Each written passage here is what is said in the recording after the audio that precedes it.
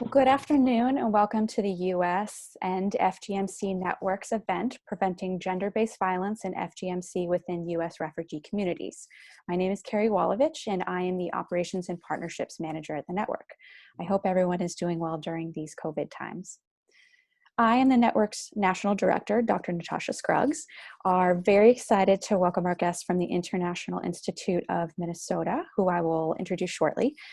But first, I wanted to make sure all of you viewers were aware that this is our inaugural event to kick off our new monthly membership engagement series.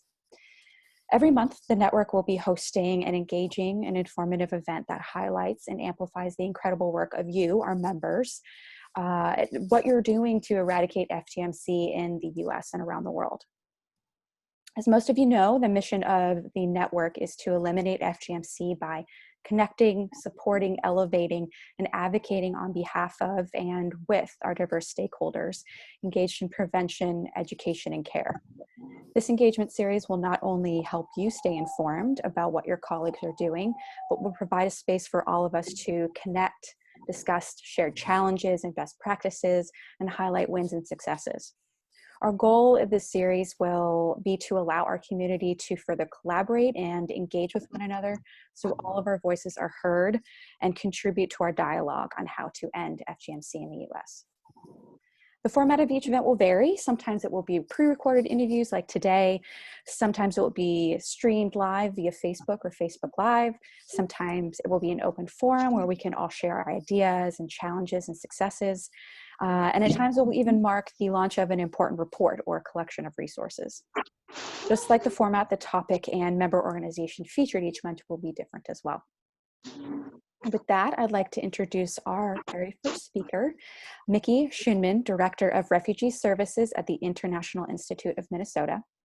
The Refugee Services Department is responsible for the successful resettlement of up to 500 refugees annually and provides housing, employment, and health services to facilitate clients' self-sufficiency in their new community. Mickey, thank you for joining us today, and we'd love to hear a bit more about your background as well as your current role with the Institute. Sure. So thank you very much for having me. I think this is a great idea to have these events, so we're excited to participate in the first one.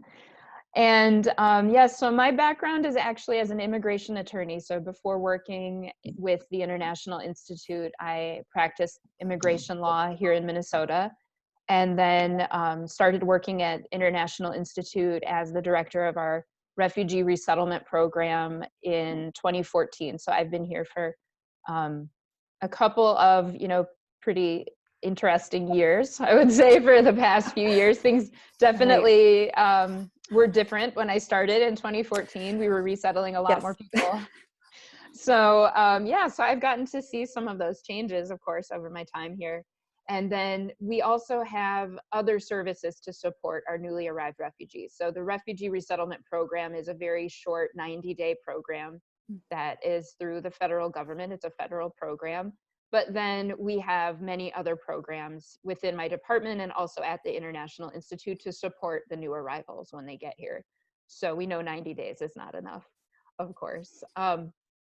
So within the International Institute, which is a nonprofit that's been in Minnesota for over 100 years now, we have education services. So we have 2 career pathways, English classes, a college readiness program, and then we also have immigration services and other employment services available for our clients. Amazing. Thank you for that. Sure. And I'd also like to introduce our next speaker from the Institute, Rufo, Jiro, who is a health navigator.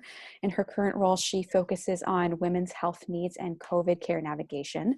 Welcome, Rufo, and we'd also love for you to introduce yourself and speak a bit more about your role with the Institute.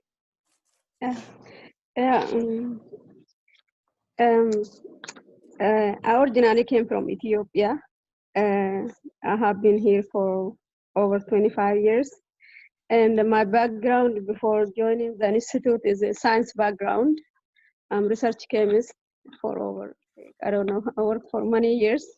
And it is challenging to move from science to nonprofit organization. But one thing it's make easy for me is I'm involved in the community in many ways, and I help a lot of clients as voluntary.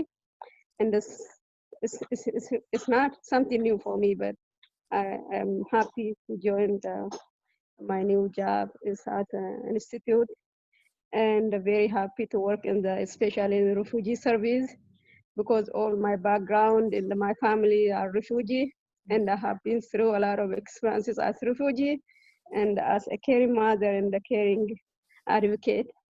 And uh, uh, uh, I have been in FGC activities because with Mickey, me and Mickey have been working on a FGC representing Oromo community workshop a lot. We are going to do more.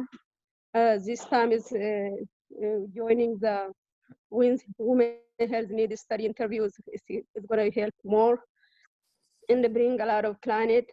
And this is a good time to bring the change, real change, when directly talking to the clients is going to be more door open for us, especially at this institute, to bring more impacted community. If I tell you about even I'm the one who's affected by FGC, and I know a lot of experience. I know a lot of clients who's challenging with this kind of trauma in their mind. We're gonna get out of that trauma and trying to be in the healing process and end up the FGC. That's my advocate. My new role at the institute is gonna help me more to advocate more, to work more, to bring the change more effectively. And if I tell you the story about where I came from, like I'm from Ethiopia. Inside Ethiopia, there is Oromo, the largest ethnic group. Inside that ethnic group, there is a lot of sub-ethnic group. And from that ethnic group, the largest ethnic group, like sub-ethnic group, is RC. RC means like very conservative Oromo people, Oromo society, and those 100% affected by FGC. In here, even the vacation cutting, they are the one who's doing more compared to other communities. Even in Ethiopia, there is many communities, but this is the area, most focused area. I mean, like focusing. If they say the study in Ethiopia, like Oromo, where the women affected, I know exactly who is still doing it. By working together, we can end this kind of, finding out like focusing in really where we have the change have to be happening. In some area already happened, already changed long time ago, but in some areas still really tough to change it, but we have to work together to bring the changes. And I'm very happy to join you too, to learn from you. You're gonna learn a lot from us too. And I have been through these things, especially the FGC things. It's just all over my body. Like I have seen many in here and back home too. So it's a good chance for us to work on it and bring the real change, not just like talking in the like some.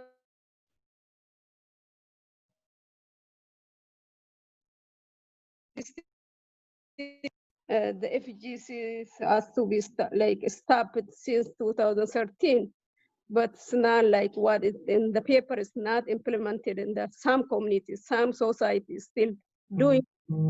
How we're gonna avoid, how we're gonna trust, like tracing, how we're gonna completely this showing how these things have to be ended completely.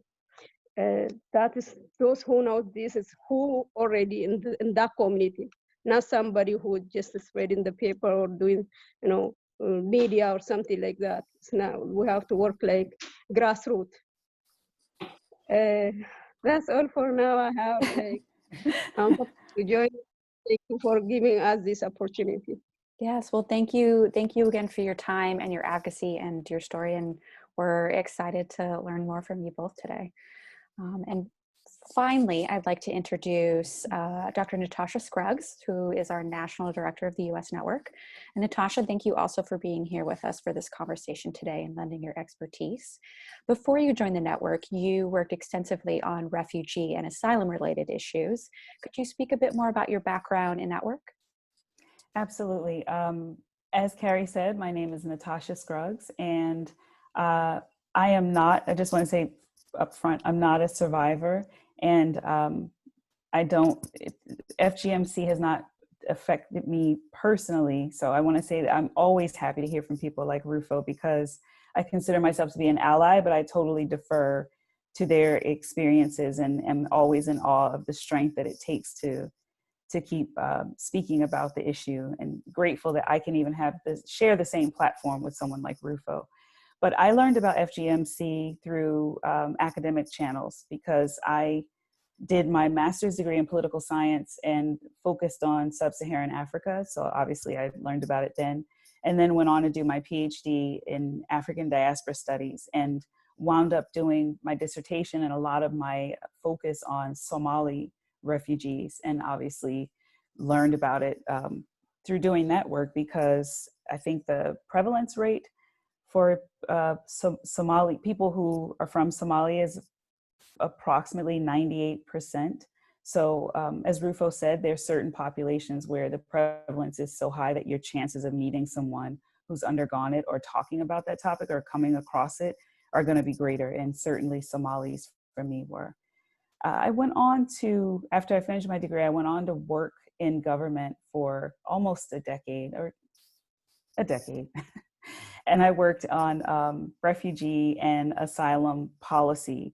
I was actually an asylum officer for a while. And that's when I was able to, I had to interview people and adjudicate cases and decide whether I felt this person should receive asylum based on what they were telling me. And a lot of my cases involved women who, if it wasn't FGMC, it was child early and forced marriage, forced labor, all the harmful practices that we really need to eliminate in the entire world came before me. And I had to do a lot of research and learn the facts behind it. And again, going back to Rufo, because I really do feel like she said so many things. I was like, yes, that's what I wanted to say. But there's certain groups that when they come before you, and when they came before me as an adjudicator, I had to then research what goes on with that particular group. And I actually had a lot of Oromo people in front of me that I had to listen to their cases and decide on asylum. So that's really where I learned a lot. But I would say probably I got that experience as an asylum officer with Homeland Security. And I also got more experience actually working in immigration policy, still with Homeland Security. But it was the 2 years that I spent in Egypt helping refugees prepare to be recognized formally by the UNHCR. And at that time, it was called getting a blue card. I don't think they say that anymore, but I would actually write people's testimony and then go with them sometimes if they wanted me to UNHCR to sit through the interview with them so that they could be determined whether or not they were considered a refugee. Because the refugee definition is actually it's a little limiting. And I won't go into that because I'm sure it'll come up with our visitors today, and I don't want to hog the spotlight, but I will say I've been now in my role as a national director of the U.S. network to end FGMC since July. I'm super excited.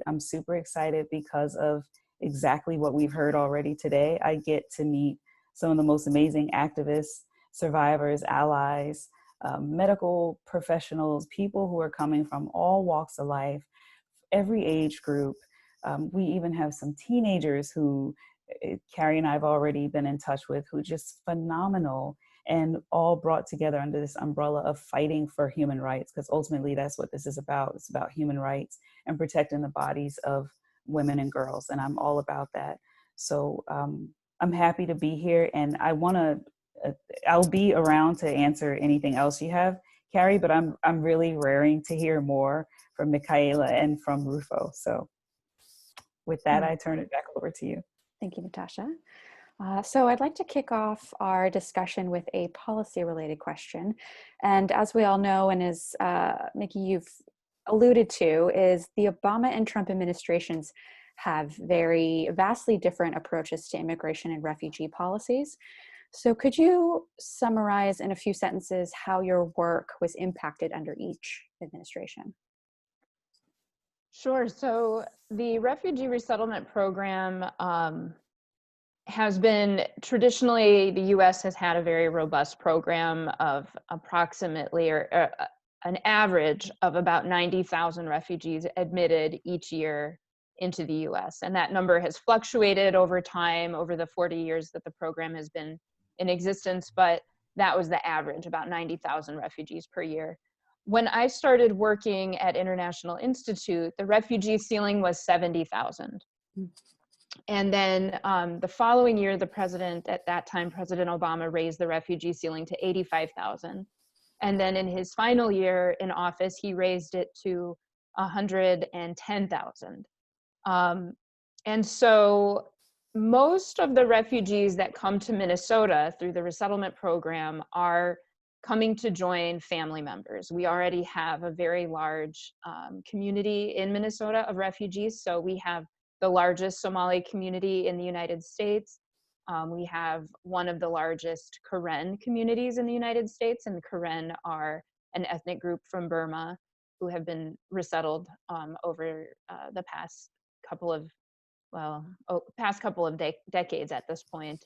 And so most of the cases that we see are family members coming to join their family or community, broader community, cousins, you know, that kind of thing. If not immediate family, then some sort of extended family. And then we also have a very large Oromo and other East African communities besides Somali as well. So Minnesota has quite a robust refugee resettlement program.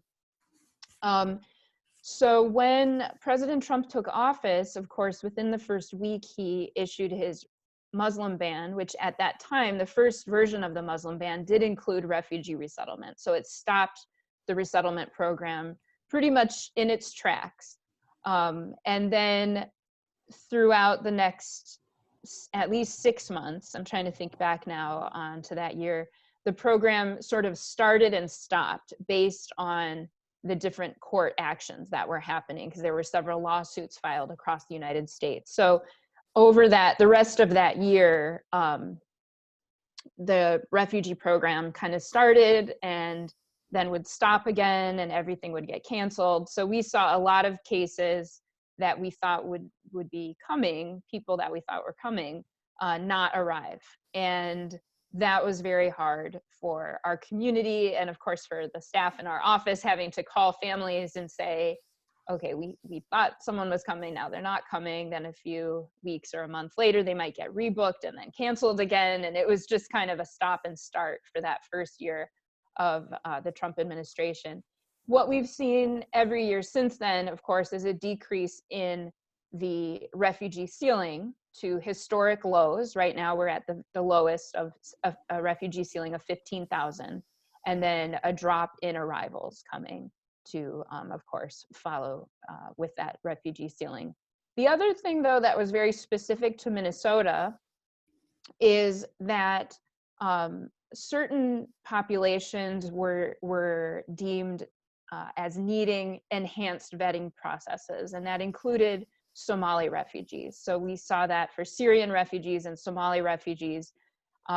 We don't have a large Syrian community in Minnesota, but the impact for Somali arrivals was very significant. And we saw a very steep drop in Somali arrivals that they went from being 90% of our cases to less than 10% of our cases. So that has had a huge impact, of course, on the community here, as well then as a big change in the clients that we were serving. So the population that we served changed pretty significantly. But back in 2016, under the Obama administration, we had received funding through a grant from the Office on Women's Health. And we were one of, I believe it was 6 projects that were funded through that grant to do our first project related to FGC prevention. So that was the first time the International Institute of Minnesota became involved in work to prevent FGM, but also to work with women that had been impacted by FGMC prior to arrival in the US. So we became involved with that through our National Resettlement Agency, which is the US Committee for Refugees and Immigrants. So we applied with them as partners and with the US CRI office in Erie, Pennsylvania. So the 3 of us were partners on this project. And as part of that project, then of course I got to meet a lot of other advocates from around the country, including Gada Khan from the US Network to End FGM. That was when I got to meet Gada. And so I got to hear about other work that was happening around the US, which was very exciting, and be connected to really interesting projects and just an exciting group of people working on this topic throughout the country. For our clients in Minnesota, the women in Minnesota who are impacted by FGM,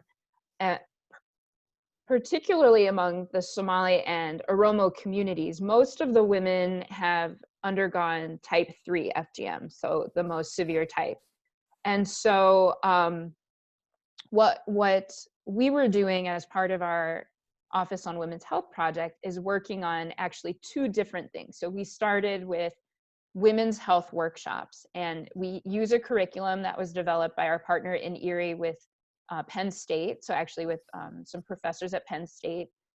And it's an 8-week curriculum where we would have women's health workshops. We'd have the same group of women. The goal was to have one group of women from start to finish, the full 8 weeks. So it was every Saturday usually, or Friday, we would have an hour-long meeting.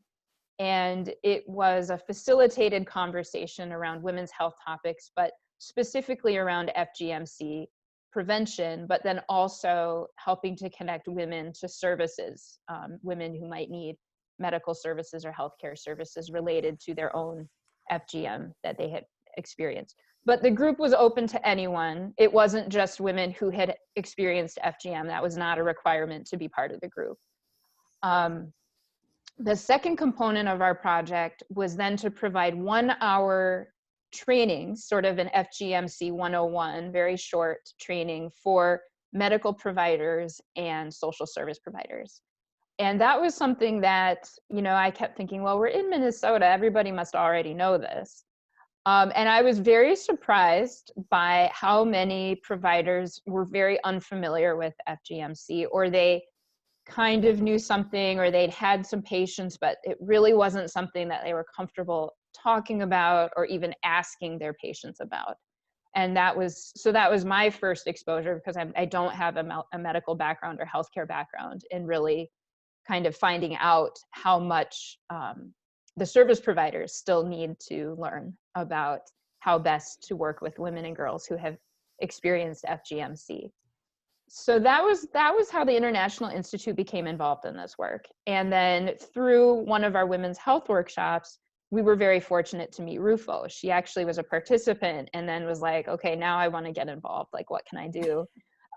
Which was really amazing. And actually, I will say, I mean, Rufo, of course, is pretty special, but we did have a lot of women who were very excited to be involved in this workshop.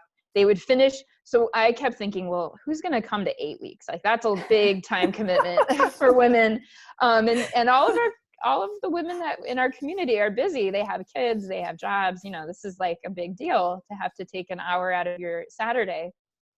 And I have to say, this is one of the few projects we've had where not only did all the women usually finish the full curriculum, but between session 1 and session 2, we would actually have more women join us. Wow. So it was something where women would come the first week, and then the second week they would come back with friends. And they're like, okay, we want more people, like more women need to have this conversation.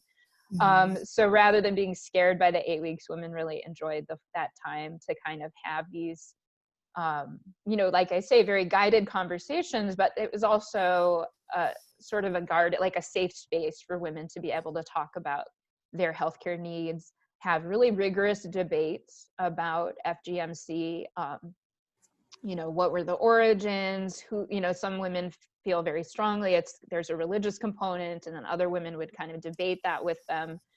It was a really exciting, they're very exciting workshops to be involved in. And of course, for me, you know, I'm not from an impacted community. I have not personally been impacted. So for me, it was always just a really great learning experience to hear women talking about their own experiences and then and advocating for themselves.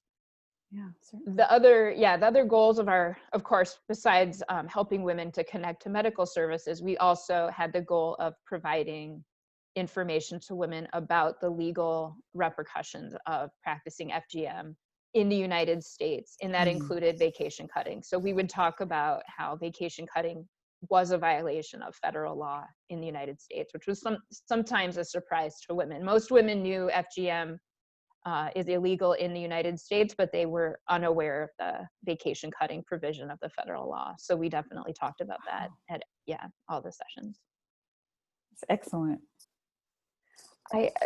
Absolutely incredible. I do have a question about the training with medical professionals. Mm-hmm.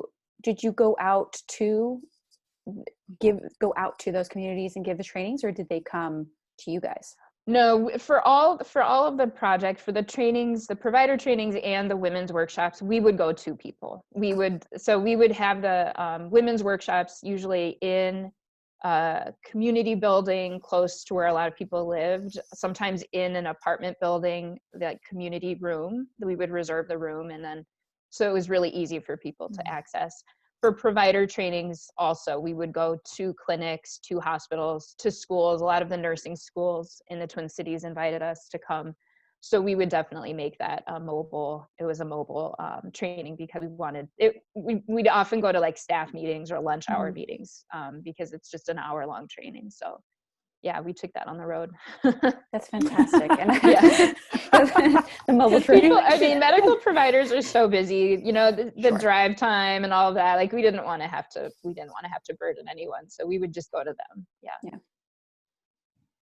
Natasha, were you going to say something? I was just joking. Like I literally put in my notes, they took it to the road. Carey knows I take notes all the time. Of course. Now, so what happened was that grant we had with Office on Women's Health was a 3-year grant.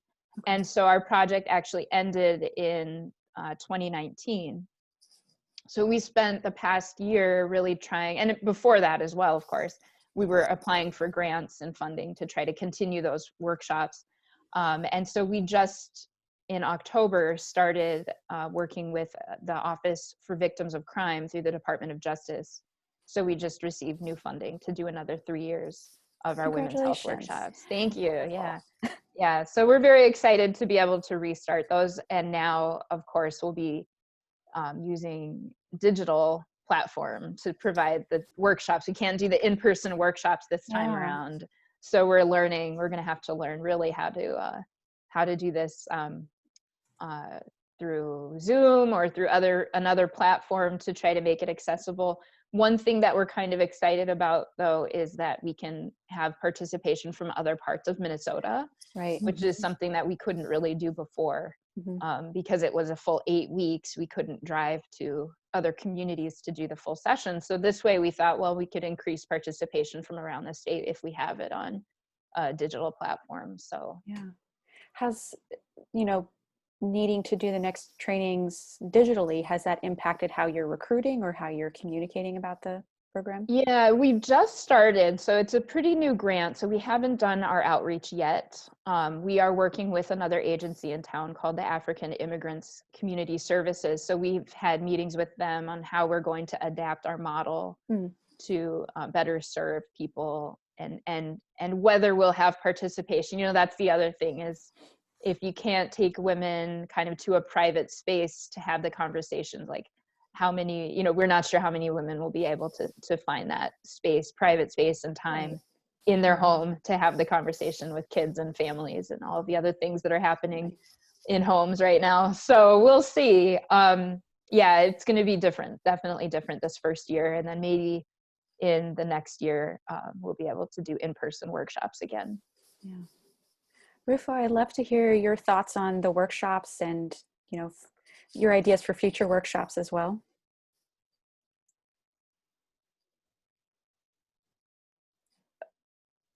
Oh, I think you're on mute.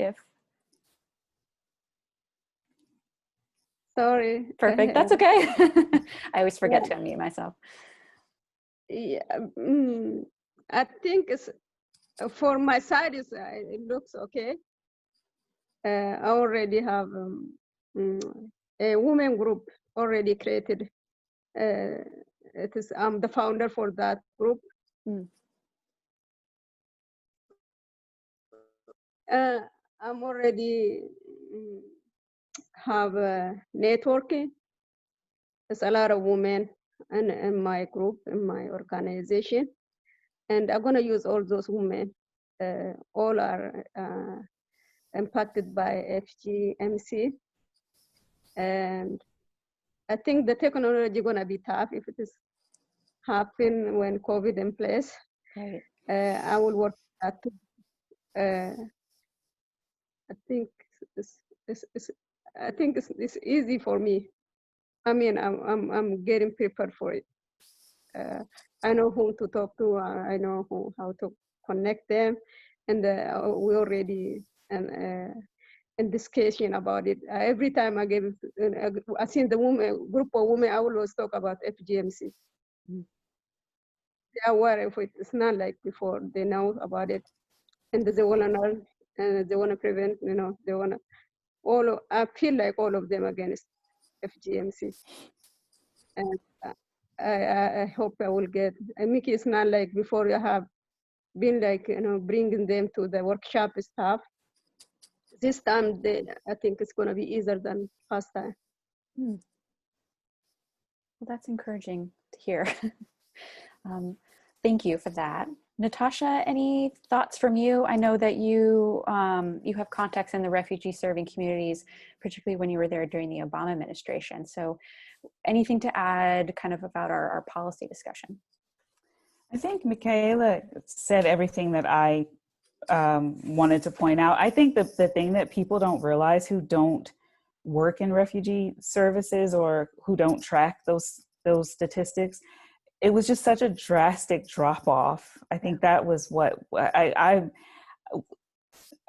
remain stunned by just how much we fell off. But I was going to highlight the same statistics that right before the Obama administration ended in Obama raised the ceiling to 110,000 for FY 2017. And immediately the new administration came in and knocked that down. And now we're down to 15K, as Micaela said. And that is just so low. It's the lowest it's ever been since the Refugee Act was passed in 1980 under Reagan. So we used to be a major player in the world. We were one of, when I was in Egypt, we were one of the main countries that people turn to. There are about 37 or so resettlement countries that, and by resettlement countries, we mean places where people can possibly be sent. Mm-hmm. And the United States was one of the, always in the top number. We cannot compete with the Scandinavians, right? They're just benevolent beyond belief. But we were up there, and now it's just, I cannot believe how much we've fallen off. So I'm just curious to see what'll happen under this new administration. I would imagine that it'll go back somewhere to near what it used to be. But I do have two questions for Rufo. They're kind of intertwined. I'm just sort of curious about the group. The women in your group, Rufo, that you founded, approximately how many women are they? And are they all Oromo, or are they from many different communities? Because I know, as Micaela said, Minnesota has a very diverse refugee community or resettled refugee community. As the woman I'm talking about, like about 200 women, all are Oromo. That's a lot. We started in 2016, 9 women. Now it is 200. 202 yesterday. Seen the number. Wow. And all Oromo. All are RC, all are impacted in some way. Mm-hmm. I'm fighting the young one not to be impacted anymore. I'm telling mothers not to practice those kind of things, that harmful practice to their daughters, to their sisters and relatives. Mm-hmm. Wow. And then just a quick question. I don't want to derail us, Carey, but Please. you found two very interesting people, so it's your fault. and Micaela, just even in terms of like the work that you do now, aside from, because I know you IIE gets all my respect because you guys do everything, but I know that you don't only do work with resettlement issues. How has the whole Zoom era affected the other things that you do from day to day? Well, I will say it caught us pretty quickly in March when we suddenly went from like, maybe we have to, space out our classrooms to just shutting everything down. And so we pivoted very quickly. I do not work in our education services, but all of our classes pivoted to online classes within the first month, which was incredible to me, that they were able to go from teaching in person, very hands-on. I mean, people in those, especially the English classes I'm thinking of, were always, doing puzzles together or other activities, to going from that to all online teaching, which is its own skill. But they've done an incredible job of learning, changing all the curricula and being able to move those classes online.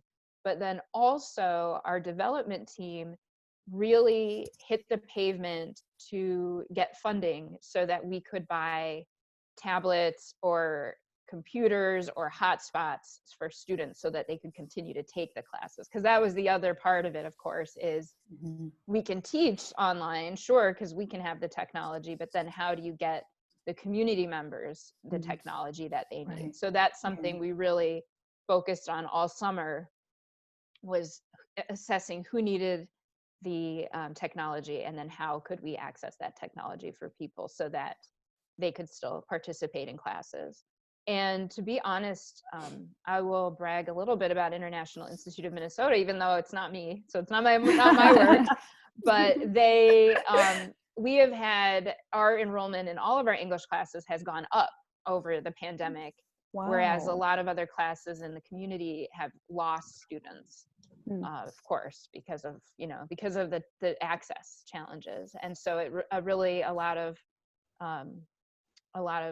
credit goes to our development team and our donors. I mean, we just got people calling us saying, how can we help? Different foundations in the Twin Cities and other organizations really stepped up to provide that funding so that we could get the technology to people that needed it. So our classes were all able to move online.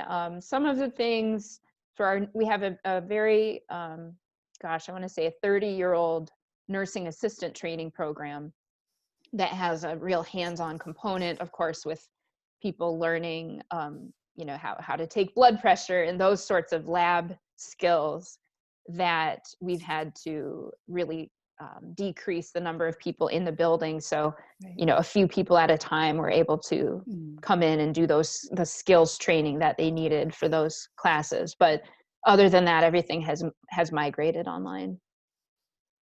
That's amazing. I as I said, I'm always impressed with IIE, and I'm very familiar with the different offices that you have. I can tell you in New England, they are amazing. New Hampshire, Boston, Rhode Island, it's called Dorcas. They changed the name, but it's still, but every time I meet with these people, I'm just floored at how much you get done and how you're so skillful at stretching your resources to cover so many communities. So I'm not as familiar with IIE in Minnesota, but I knew you were pretty much superhero before you said it. Thanks. Well, we're old. We've been around 100 years. Last year we had our centennial. So, our executive director is she's like, we've seen every administration, we've seen every change possible over the 100 years. So like, this is just another blip. We'll get through it.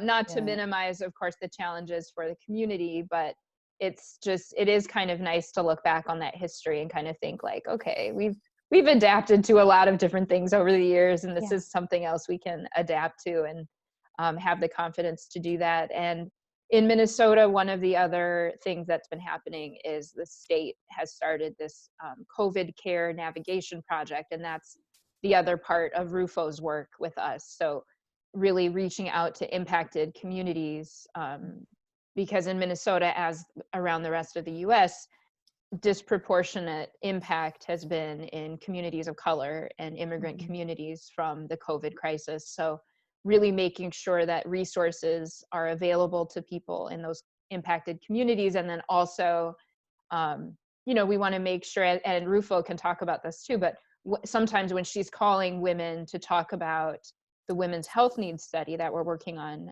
with the CDC, then they'll say, well, I can't even think about that because I got laid off of work, or someone in my family is sick. And so there are other needs that come up, and then we're able to say, okay, here's how we can help with those other issues, of course, that are related to the COVID pandemic. So I don't know, Rufo, if you have any thoughts on that you want to share. Yeah. When I contacted women for the interview, for WINS interview, almost every woman, they have challenge in their home, in their household. Some of them, their husband affected by COVID, or they are lose their job, insurance, and unable to pay the utility, rent. And we have to listen to all this story, and I have to report, I have to connect them to the resources, especially this time. It's a really challenging time. And our institute is, they help with the basic need fund. And we have to try another location to see if there is resource for them. But, it's not like finishing the interview and go away, but I have to follow up. That's the hardest part.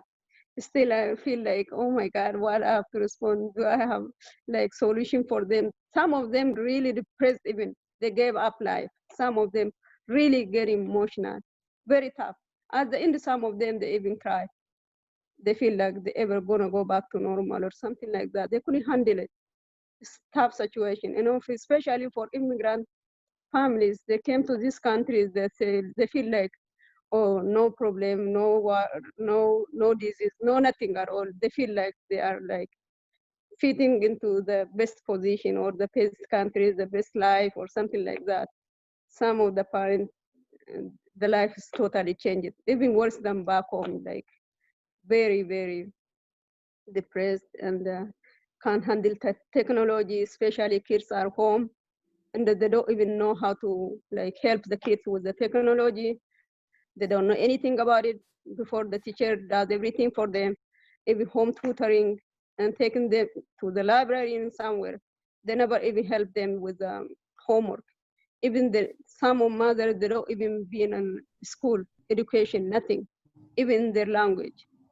Even some parents, I ask them the number to read even in our language, read it. They can't even read it. It's very challenging. It's too many things going around their life.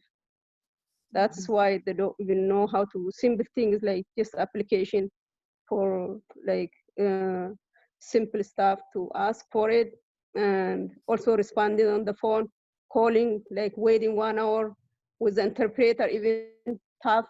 Face-to-face interpreter and the online interpreter, even tough. Some parents, they don't understand at all. And even some of them, they ask them to read, to spell their name, and they don't even know how to spell their name. And as a caseworker, they said, if you can't spell your name, I can't help you. Then they hung out the phone on them. They tell you all these like crazy stories. And it's hard to solve. It's hard to make them like, it's okay, but they don't even know that like it's okay to have this challenge. It's okay to have the challenge time, But for them, it's like it's all challenges. These people already in the trauma, something happened to them in their previous trauma, then something happened again. It's not easy things, but for me, the challenging thing is I have to listen to them, their stories. This is not what I'm calling for I don't have time. It's have to say that. I have to take my time and listen to them. Even when the appointment is closed, I said, I will call you back and I have another appointment, but I should have to call them back, take my time, even outside of my work time. That's how I build the Oromo women. That's how they trust me.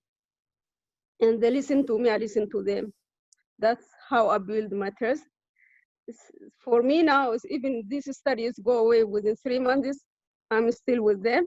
That's why I just sometimes take more time with them and listen to them and advocate for them and connect them to the resources and follow up with them until they get something that satisfies them, until they get something what they need. Especially what I appreciate about the refugee service, they're really, really helpful. The team are really helpful. I send them email into the group, somebody have the answer for me. Even something I don't have the answer for them, the team have answer for me. That's what helped. The teamwork is really good. And I think we're gonna be okay. Thank you for listening. Of course. How have you found that COVID has impacted gender-based violence or FGMC within the communities you work in? Me? Yeah. Oh, go ahead, Rufo. Sorry. Yeah. Oh, Mickey. Go ahead. Oh, you said the COVID, how COVID? But they tell you, I mean, like, even some parents, first they don't even share you about the COVID. They hide it. They don't even share, even family members. For example, my sister, she have like 2 months ago, she got COVID positive. And my father was freaking out. He doesn't want to talk to us. They don't want to answer the phone. Something like really crazy. They don't want it. He felt so sad, Like my sister, she's in college. She got like she went to the hotel for like 10 days. Still, my dad is crazy about it. And I told my brother, he told only my brother. My brother told me, even he get mad, why you told to family members? That's how hard they are. But this time, because the challenge is overwhelmed, and the people now is speaking out.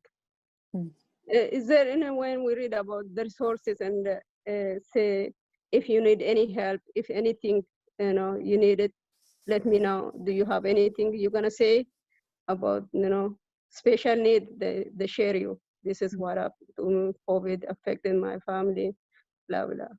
Then it's a lot of COVID positive in my community, but people are still hiding. I think the resources out there and the advocacy is out there. The Navigator is all over. Right now, it's the time everybody is speaking out. No more hiding because it's affecting every household almost. I hope your sister is better, getting better. Yeah. Good. Have you noticed, can I just piggyback off that, Carey? Please. Have you noticed, Micaela or Rufo, have you noticed an increase in like domestic violence or, I don't know, like corporal punishment, violence against children since COVID-19 hit us beginning in March? Well, one of the hard things for us, and it's funny because Rufo, talking about our team, we have a very strong team of case managers and employment counselors and health navigators. We all work together very closely, but we're all working remotely. So we're not in the office together. We're still able to help each other. But one of the challenges for all of our case managers has been that we're providing remote case management to most of our clients. So we don't have as much contact with people as we used to of the direct contact. There's more stuff happening through video calls, like WhatsApp calls or phone calls. Sometimes, of course, meeting people outside to sign documents and that sort of thing. But we really, I don't know if there's been an increase in domestic violence, but I would assume that they're just with everyone having so much pressure and being indoors together, there must be some things happening that we are not aware of, because people can't really like we were saying earlier, there's not a lot of private space to even disclose things. That's one of the things that we worry about, is we can't have as many one-on-one conversations with people right now. There were, of course, you know, we do have sometimes when people are able to talk to us. We had a couple of cases over the summer, emergency cases of women needing to go to shelters or other things. So we did know of some instances, but I can't really say that we've experienced an increase in those types of reports. We just don't have that information. And I don't know that people, that's the hard thing, is if they would feel like there's a way to even to report that kind of thing safely. So we're doing as much as we can to provide resources to people and try to look for warning signs, of any kind of warning signs, and make sure that people know they can reach out to us. But yeah, it's a little bit hard for us to know what's going on. Yeah, that makes sense. Are there any other tactics that you have found working to end harmful practices like domestic violence and FGM that you think, you know, within refugee communities that you think other members would find useful or able to replicate? I mean, the thing that has always been, I think, the most helpful for us is being able to build those trusting relationships with clients. And it's very hard to do that within 90 days. Because there's so much happening and people don't know, like, who is this agency and who are all these people coming to my house all the time. Those relationships need more time to grow than just that 90 days. So, which is why we have other services, of course, that last longer. Because when our staff are able to establish those one-on-one relationships and really gain the trust of our community, then we're able to really kind of provide the information that people need, the education on reporting violence, and who to talk to, and what is legal, what is not legal in the United States in terms of discipline of children and that sort of thing. I mean, those are things we definitely cover with everyone within the 90 days. But then we also try to have those longer term relationships where we can really work with people and we can kind of see warning signs, like if a family's under particular stress or something is going on, to try to provide support before it gets to that level. I think stating the obvious, that level of trust is so important for having effective programs and making sure that exactly you're getting to the root of those issues and able to have those constructive conversations. So I think that's really incredible. And especially having those additional services outside of the 90 days, I'm sure makes all the difference in continuing those conversations. Natoschia, any other questions from you or any other comments that you would like to share before our last question with our guests? No, this is my personal interest. I'm also, I'm always doing research on refugees and after resettlement, like how is life, how are communities affected? So I'm just like jotting down all these notes and I have a million questions, but no, I mean, I'll probably, if anything, I would love to follow up with the two of you at some point, just because I think the work that you do is fascinating and I know how much goes into it because I've been in your role. Like I've done the things that you guys are doing and worked with people who are doing what you do. So it's a personal interest of mine and always been fascinated by how people leave everything and have to start over. And it's not my family story, but for some reason it's always resonated with me. So I appreciate you guys coming today and definitely will follow up with you. But thank you, Carey. No, I don't have any more questions. Great. When it's safe, you should come visit Minnesota. We'll take you everywhere, right, Rufo? Thank you. Really good food here. Somali food, Ethiopian food. I have heard that. Natoschia, put that down in your notes. Yeah. definitely open for that. Definitely open to some good food too. I know, anything food related, I'm there. Yeah. Well, our final question for today, and forgive us, it's a little self-serving, but as a network member, what do you think the network, Natoschia and I, can do to best engage with members like yourself that are providing these incredible services to refugees, particularly in the topic of FGMC? So what would you like to see the network do to support your organization? Well, I think it's great that you're doing this type of kind of a roundtable event And for us to get to know each other, I think is really important. And as I mentioned, is we were part of a cohort through the Office on Women's Health Funding. And I was so excited because I got to hear what was happening in other places, what was happening in DC and Arizona and San Diego and like Maine and other places of the work that was happening. I got to actually build relationships with some of those agencies. And so, for example, when BRICS was developing their materials, they have great written materials on talking to women and girls about FGM, but other women's health topics and how to talk to your providers. They came to Minnesota and did focus groups with some of the communities. So we got to preview materials and give feedback on them. And so those relationships, just being able to connect to other agencies around the country is really important. And, you know, the one of the things that we're part of right now is this women's health needs study that the CDC is doing in, I think it's four locations in the US, 4 communities.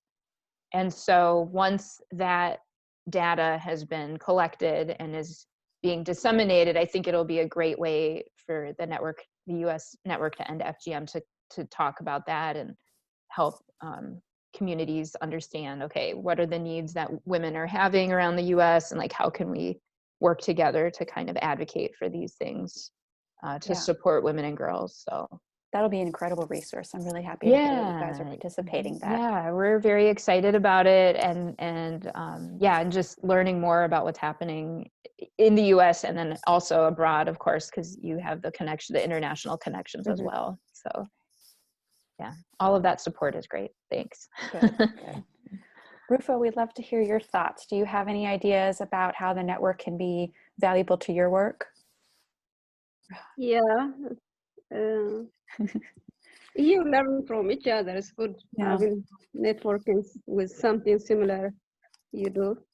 I have something to share you about when I bring changes and when I want to stop something, not like stopping if for example, if stopping FGMC, like I talk to the women friendly, like not reading to them from the paper, not reading them the policy, and just sharing the story like friendly way. And we know each other, like who have the like girls who's ready for FGMC carrying, and as a joke, you just start conversation, and they tell you every stories. If they know you, they tell you the stories. Then when they tell you the story, when they tell you about their plan, then you just tell them like the truth about what behind of that, how it's hard to women, how it's hard girls, and then they might like understanding. They're gonna like say, wow, I should stop thinking doing this and something like that. That's how we converse each other, like not easily like bringing them to like slowly, like telling them the reality. When you tell them about the policy and they say, this is again, you're gonna be in terrible, something like that, they hide. People don't talk about it. They stop sharing you. That's how I try to convince my community, like my women groups. It's already like almost 90% they accepted like FGMC is not necessary to practice anymore. So for example, if a friend of mine tell me about her plan, and I changes the story like by telling her the truth in friendly way that she changes. Still, I have to report these families thinking about FGC practice at back home, like vacation carrying. How am I gonna do that? I have to deal with that kind of woman, and to convince them not to do that. How are you gonna report these kind of things? This is like family belief, like it's religion, it's ethnic. It's not something like right away to go away from their mind. Like staff to say, this family is doing this, and you have to follow up with them, and the child production have to follow up with them. It's tough. It's those personal stories and connections, though, that, like you said, make all the difference in providing that safe, non-judgmental space to discuss, to learn, I think is really vital. And I think it's absolutely, it's life-changing what you both are doing, what the Institute is doing. So we thank you again for your stories and for your insights and learning from you. I sincerely enjoyed our conversation, and I hope that everyone watching right now took as much away from this conversation as I did. And I, again, want to thank you both so much for your time. And we look forward to more discussions in the future, and hopefully visiting Minnesota when it's safe. Definitely. Yeah, thank you for having us. Thanks for inviting us. Thank you. Really enjoyed speaking with you as well. Good. Thanks for Thank all your you. great work at the network. Really Of appreciate course, it. of course. Stop your networking with us, and we're gonna learn more from you, and you're gonna learn more from us too. Definitely. Absolutely. All right. Well, enjoy the rest of your afternoon, and thank you again. Thank you you. as well. Bye. Bye. Bye. Bye.